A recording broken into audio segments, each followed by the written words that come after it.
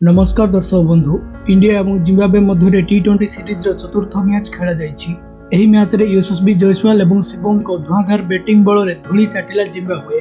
तेज संपूर्ण खबर टू जानापी भिडियोटी को शेष पर्यंत देखूँ। ता पूर्व चैनल नुआ होते चैनल को सब्सक्राइब कर भिडियोटी को गोटे लाइक कर दिंतु। इंडिया और जिम्बाब्वे मध्य टी20 सीरीज चतुर्थ मैच खेल जाइए। भारत प्रथमे टॉस जीति बॉलिंग करने को निष्पत्ति नहीं। जिम्बाब्वे पक्षर ओपनिंग करते माधवीर और टी मरुमणि। माधवीर 25 रन कर आउट होता बेले टी मरुमणि 32 रन कर पाविलियन फेरी जाते। जिम्बाब्वे पक्षर सिकंदर राजा सर्वाधिक 28 बॉल 46 रन करते। शेष में जिम्बाब्वे 20 ओवर 7 विकेट हराई 153 रन लक्ष्य रखिता।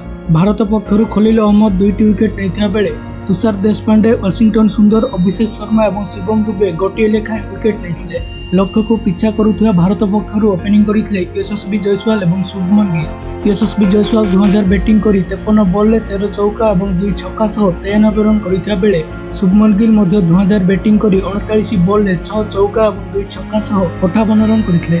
फल भारत मात्र 15 ओवर 2 बॉल 156 रन कर 10 विकेट सह विजय होइछि। धन्यवाद।